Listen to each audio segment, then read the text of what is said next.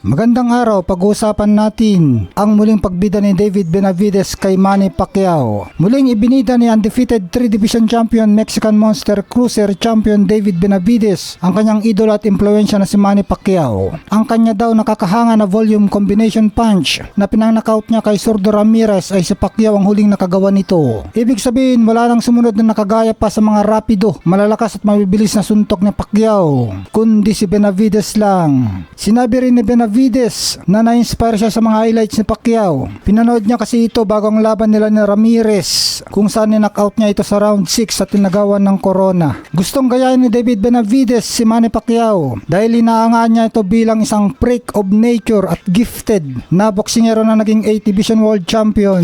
Nais ni Benavidez na tularan ang estilo ni Pacquiao sa pagbibigay ng kapanapanabik na mga laban. Ang kanyang dedikasyon at kakayahang magbigay ng inspirasyon sa mga manonood. Napanood ni Benavidez sa mga laban ni Pacquiao at nais niyang gayahin ang bilis at lakas nito sa ring. Tinawag ni Benavidez na Beast si Pacquiao at bilib siya sa kakayahan nitong magpanatili ng bilis at lakas kahit tumataas ang timbang.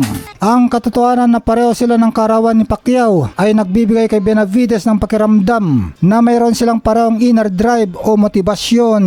Sa kabuuan, nais ni Benavidez na maabot ang katulad na antas ng kasikatan at tagumpay ni Pacquiao sa mundo ng boxing. Magandang araw, pag-uusapan natin Luis Nery at Janriel Casimero. Ayon kay Luis Nery na hindi na daw siya makikipagsalitaan pa kay Janriel Casimero. Pagdating sa laban na lang daw makikita at kamao na lang daw niyang magsalita. Plano ni Nery na umatake agad-agad sa umpisa pa lamang at puntiryahin ang katawan ni Casimero para pahinain ito at kalaunay dahilan ng pagkabagsak. Kaya kung giyera agad sa umpisa pa lang ang gusto ni Nery ay malaki ang posibilidad na maagang matatapos ang kanilang laban. Siyempre knockout sasapitin ng isa sa kanila. Sino kayang matutumba? Inamin nga ng Mexican former 2 Division champion na si Luis Nery na hindi na niya kailangan makipagbangayan kay Janriel Casimero dahil mas gusto niya sa ibabaw ng ring magsalita ang kanyang mga kamao. Ayon kay Nery, sa oras na magkarap sila ng Casimero ay agad nitong maramdaman ang kanyang lakas at bagsik. Dagdag pa niya, balak kumano niyang puntiryahin ang katawan o bodega ni Casimero upang unti-unti itong mapahina at mapabagsak. Hindi rin daw siya magpaligoy-ligoy pagdating sa laban dahil plano niyang umatake agad sa umpisa pa lamang. Wala na akong dapat pang sabihin sa kanya. Kapag naggarap kami sa ring, doon niya maramdaman ang tunay kong lakas. Mas gusto kong gawin ang trabaho ko kaysa puro salita bago ang laban. Sa oras na magsimulang bakbakan, lahat ng gusto kong sabihin ay ipapadama ko direkta sa kanyang katawan. Mararanasan niya mismo ang bigat ng aking mensahe, sabi ni Luis Nery.